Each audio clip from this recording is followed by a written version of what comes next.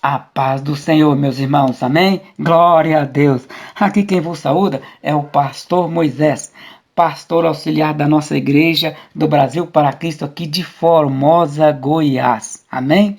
Louvado seja Deus.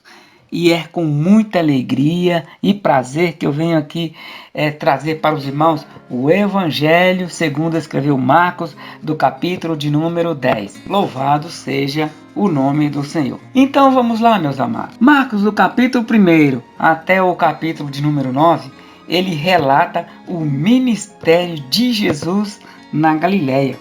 Agora já no capítulo 10, Marcos ele foca outra parte do ministério de Jesus na Judéia e passando para o outro lado do Jordão, que se nós olharmos o mapa bem direitinho, nós iremos ver ali a região da Pérea. Então naquela época, centenas de pessoas deixavam suas cidades para ir às grandes festas de Jerusalém. No caso aqui, Marcos fala da celebração da Páscoa.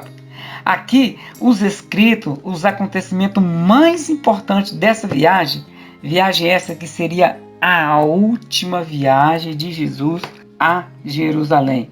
Nós podemos ver isso quando ele prediz para os seus discípulos, quando ele diz que o Filho do Homem seria entregue aos chefes, aos sacerdotes e aos mestres da lei, e que ele seria condenado à morte, que ele seria zombado, seria cuspido, torturado e que finalmente ele seria morto. Mas após ao terceiro dia ele o ressuscitaria. Mas nós podemos ver aqui que Isaías, há 700 anos antes de Cristo, ele já profetizava deste sofrimento, quando ele diz que ele seria transpassado pelas nossas transgressões e moído pela nossa iniquidade. Então nós estamos vendo aqui o profeta 700 anos já falar desse sofrimento, desta agonia que Jesus iria passar, e de fato passou. Mas também Jesus aqui, ele fala também da sua ressurreição, que após 3 dias ele o ressuscitaria. E nós vimos que após de fato 3 dias Cristo ressuscitou, e com provas infalíveis. Nós podemos ver aqui quando Mateus ele registra no capítulo 28, versículos 5 e 6, quando as mulheres foram à sepultura para poder ver o mestre, ali estava o anjo dizendo: olha, não temais, porque eu sei que buscai a Jesus crucificado, mas ele já não está aqui, ele ressuscitou, como tinha dito. Então, quer dizer, provas infalíveis, testemunho dos anjos, e as mulheres também contemplaram ali que o túmulo estava vazio. O apóstolo Paulo também, em 1 Coríntios, no capítulo 15, no versículo 3, ele diz: olha, o que foi sepultado e ressuscitou ao terceiro dia. O apóstolo Paulo também dava testemunho da ressurreição de Cristo. Jesus, ele estava sendo seguido por uma multidão de romeiros. Muitos estavam ali para ouvir os seus ensinamentos, mas também muitos para receber cura e também para contemplar milagre. Tanto é que quando ele sai ali da cidade de Jericó, havia um cego ali na beira do caminho dizendo: Jesus, filho de Davi, tem misericórdia de mim. Gritava e gritava. E o mestre pediu para que eu trouxesse. Então imediatamente o mestre o curou e imediatamente ele voltou a ver. E toda essa multidão que estava acompanhando Jesus pôde contemplar esse milagre extraordinário. Mas no meio daquela multidão havia alguns religiosos que aproximavam de Jesus para colocá-lo à prova. E a questão aqui seria a questão do divórcio. E a pergunta daqueles religiosos seria: mestre, é lícito o marido repudiar sua mulher? Mas nós sabemos que na verdade era uma grande armadilha que que eles estavam fazendo para poder acusá-lo, o mestre. Sabemos como aconteceu com João Batista, que teve a sua cabeça degolada, colocada sobre o prato, porque acusou ali o rei por causa de adultério. Então Jesus fala: que ordenou Moisés? Eles disseram: Moisés permitiu lavrar a carta de divórcio e repudiá-lo. Então, por causa dessa carta, mal interpretada pelos fariseus, eles não estavam conseguindo discernir entre a vontade absoluta de Deus e a sua permissão. A separação entre marido e mulher nunca, mas nunca contou com a aprovação de Deus, a não ser como o menor entre dois males. Meus amados, o casamento, ele cria um novo tipo de relação familiar. A santidade no casamento faz parte do plano original de Deus. Então aqui Jesus, ele usa sua autoridade para invalidar a doutrina rabínica. Veja só, que não se considerava o adultério do homem contra sua esposa.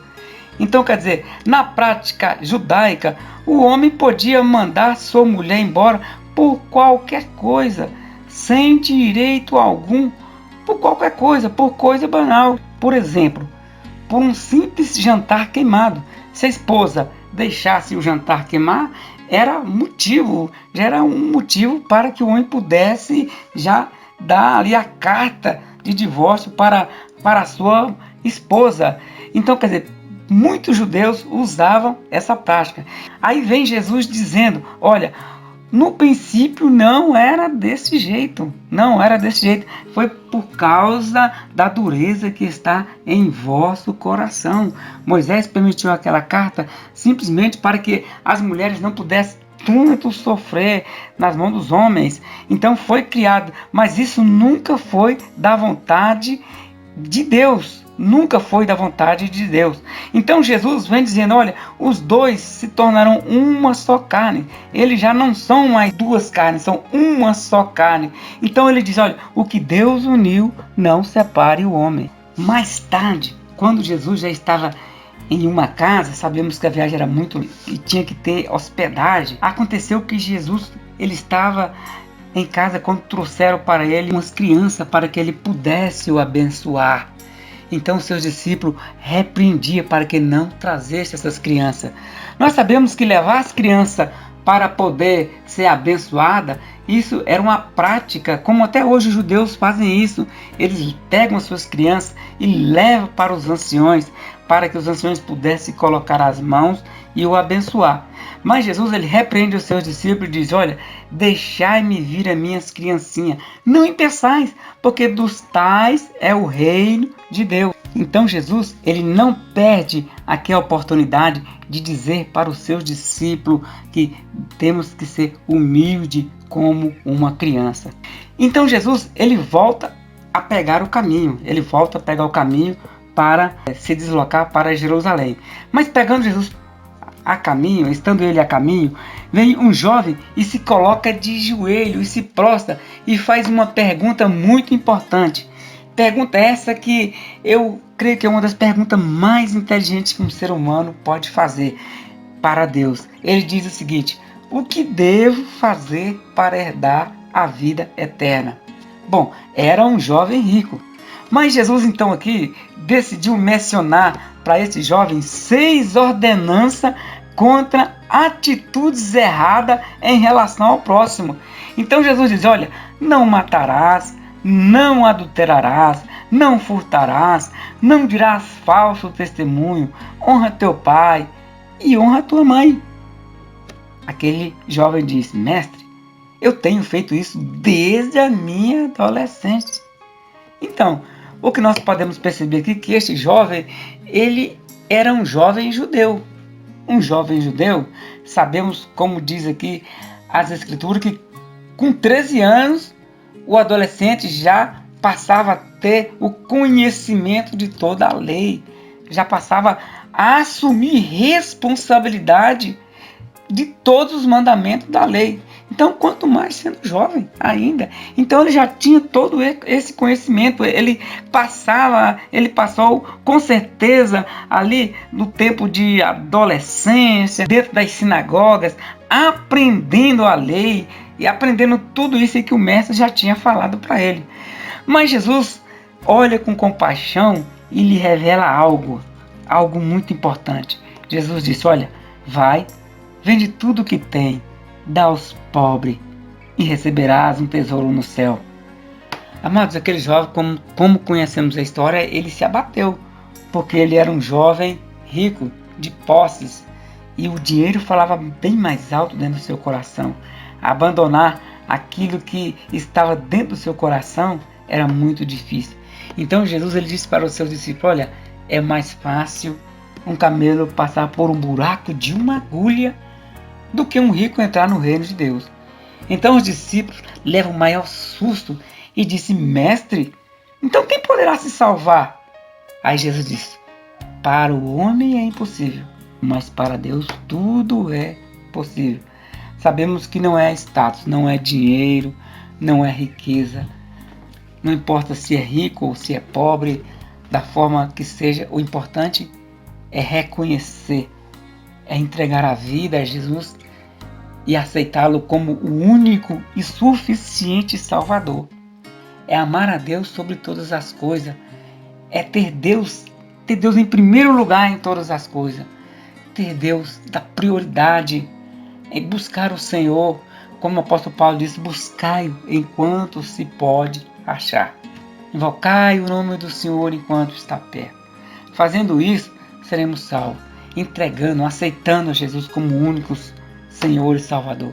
Então não importa a razão social, não importa a nacionalidade, o importante é reconhecer que Cristo ele é o único Senhor e Salvador. É o único que pode levar a Deus. Ele é o elo, ele é a ligação entre Deus e o homem. Ele é a aliança. Então nós podemos ver que o dinheiro, ele não compra salvação. Não compra. Tem um hino que diz que o dinheiro não compra salvação. Não adianta nada ganhar o mundo inteiro. Não adianta o mundo ter o mundo inteiro e perder a sua vida. Para que tenhamos um tesouro no céu, tenhamos que entregar a Cristo e fazer a sua obra. Amém? Louvado seja o nome do Senhor e Salvador Jesus Cristo. Irmãos, para mim realmente é uma alegria imensa participar aqui deste grande e maravilhoso projeto. Eu tenho certeza que Deus tem coisas grandes, maravilhosas. Nós já podemos contemplar isso, que vidas serão alcançadas por toda esta palavra que está sendo aí trazida pelos obreiros, pastores, de uma forma em geral. Então assim, meus amados irmãos, que Deus abençoe ricamente cada irmão, cada irmã, e continue orando, que eu tenho certeza que Deus irá abençoar a cada dia. Amém? Então, que Deus abençoe a todos os irmãos, a paz do Senhor e até a próxima. Amém? Que Deus abençoe.